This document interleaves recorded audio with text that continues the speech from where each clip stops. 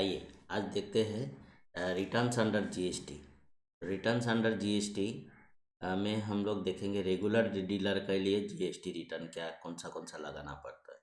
तो दो तरह का रिटर्न है, जीएसटीआर 1 और जीएसटीआर 3B। तो इसको लगाना कैसे है, अगर तो आप एक बार के लिए दोनों जान लीजिए, दोनों मंथली है।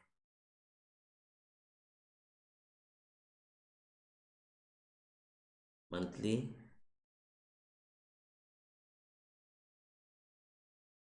या तो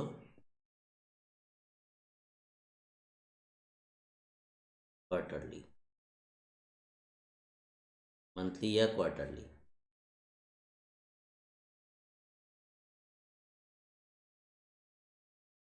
मंथली किसको लगाना है, ये ऑप्शन आप मंथली क्वार्टरली रिटर्न लगाना ऑप्शनल है। आप चाहो तो हमेशा मंथली लगा सकते हो, लेकिन क्वार्टरली का ऑप्शन दिया गया है अगर किसी का टर्नओवर प्रीसीडिंग ईयर में, प्रीवियस ईयर में 5 करोड़ से 5 करोड़ बिलो है, तो वो क्वार्टरली रिटर्न का ऑप्शन ले सकता है। Quarterly return option can be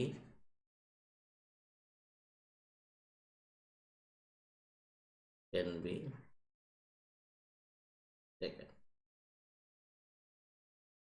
तो जिसका टर्नओवर बिलो 5 करोड़ है वो चाहे तो क्वार्टरली रिटर्न का ऑप्शन ले सकता है, लेकिन जिसका मोर देन 5 करोड़ टर्नओवर है उसको तो हमेशा मंथली ही रिटर्न लगाना पड़ेगा। 5 करोड़ से नीचे है तो आपका मर्जी है, आप क्वार्टरली लगाओ या मंथली लगाओ रिटर्न। अगर जीएसटीआर 1 मंथली है तो 3B भी मंथली होगा। जीएसटीआर 1 अगर क्वार्टरली है तो 3B रिटर्न भी आपको क्वार्टरली लगाना पड़ेगा।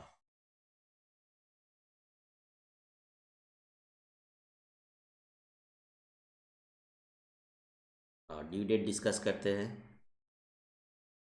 जीएसटीआर 1 का जो ड्यू डेट है वो है अगर मंथली है तो 11th ऑफ एवरी मंथ, यानी कि हम लोगों को अप्रैल का रिटर्न मई का 11th से पहले पहले लगाना है, यानी कि 1 तारीख से 11th मई तक लगाना है।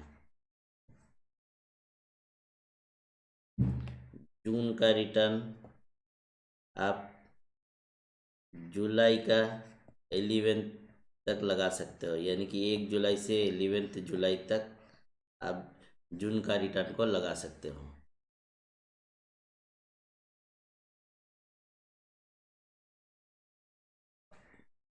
और 3 वीक रिटर्न का ड्यू डेट अगर मंथली है,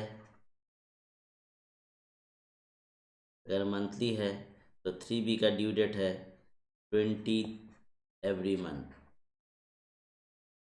20 एवरी मंथ मतलब अप्रैल का है तो मई का 20।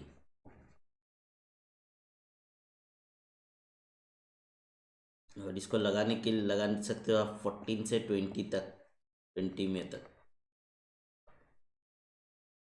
पहले 1 लगाना पड़ेगा, उसके बाद ही आप 3B लगा पाओगे उस महीना का।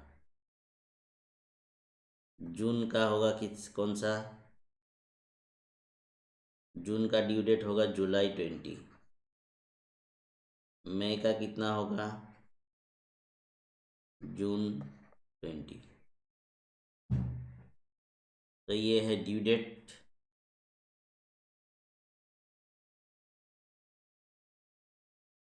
ड्यू डेट्स पे रिटर्न नहीं लगाने से क्या होगा,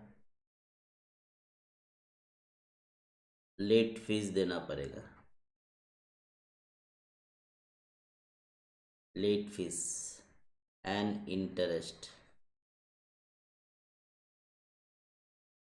जीएसटीआर 1 और भी बहुत सारे कंसिक्वेंसेस है जीएसटीआर 1 लेटली लगाने पे, वो बाद में मैं डिस्कस करूँगा। जीएसटीआर 1 लेट फी लगाने से आपको लेट फीस देना पड़ेगा 50 रुपीज़ पर डे।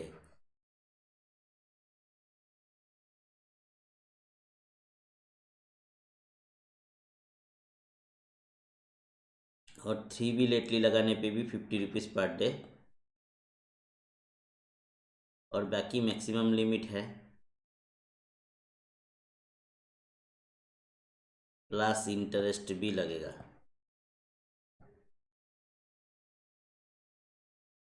और भी बहुत सारे कंसिक्वेंसेस है, लाइक यूए बिल का नहीं जनरेट कर सकते हो, वो सब हम लोग बाद में डिस्कस करेंगे।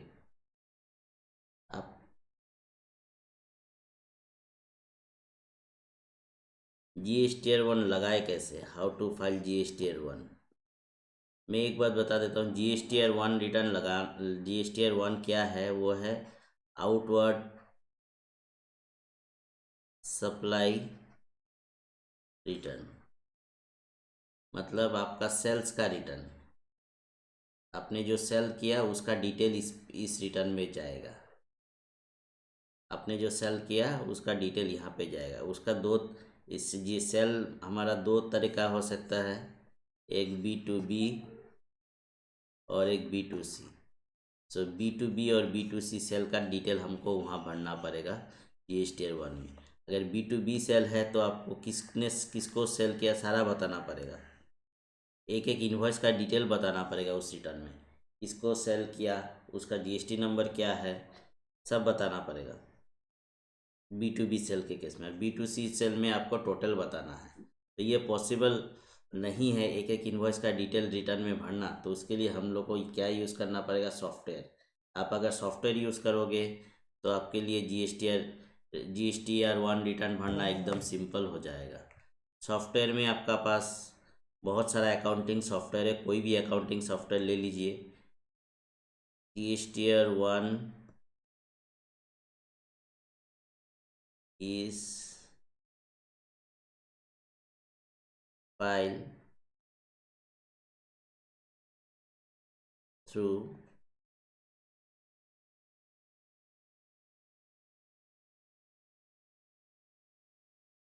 Accounting software.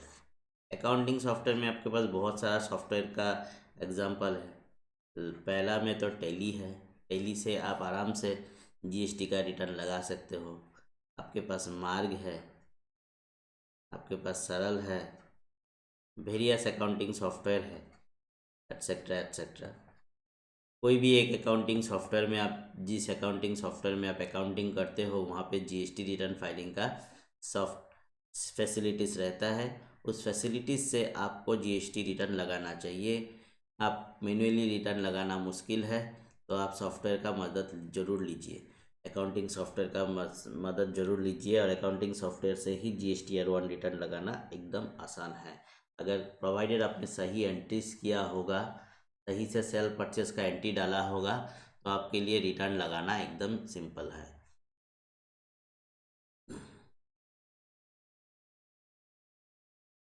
तो GSTR 1 लगाने के लिए आपको क्या करना पड़ेगा, आपका सॉफ्टवेयर जो है अकाउंटिंग सॉफ्टवेयर है, वहाँ से आप जेसन फाइल जनरेट करोगे और वो जेसन फाइल को अपलोड करोगे GST साइट पे, GST साइट पे अपलोड GST साइट। बस इतना काम है। बाद में OTP दीजिए, OTP से वेरीफाई कर दीजिए। जनरेट कीजिए जेसन को, अपलोड कीजिए GST साइट पे और OTP से वेरीफाई कीजिए। ये सिंपल प्रोसेस है GST रिटर्न लगाने के लिए। जेसन कहाँ से जनरेट करेंगे, अकाउंटिंग सॉफ्टवेयर से। अकाउंटिंग सॉफ्टवेयर मतलब लाइक टेली हो गया, टेली से आप अपना अकाउंट जेसन जनरेट करोगे और उसको अपलोड करोगे GST साइट में OTP वेरीफाई देख करके, तो ये आपका GST रिटर्न लग जाएगा। वेरी सिंपल है GST रिटर्न लगाना आज के डेट में। अगर आपको टेली आता होगा तो टेली से 2 सेकंड में आप जेसन जनरेट कर सकते हो और जेसन जनरेट करके आप उसका रिटर्न लगा सकते हो। मैं एक प्रैक्टिकल वीडियो बनाऊंगा, उस पर आपको दिखा दूंगा किस तरह से GST रिटर्न लगाया जाता है। थ्रू टेली की सॉफ्टवेयर की मदद से कैसे आप जीएसटी रिटर्न लगा सकते हो।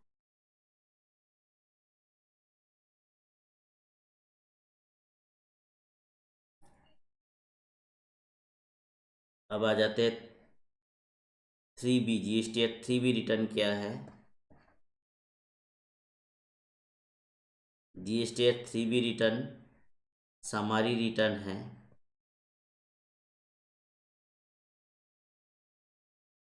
Return of outward supply, outward supply मतलब सेल्स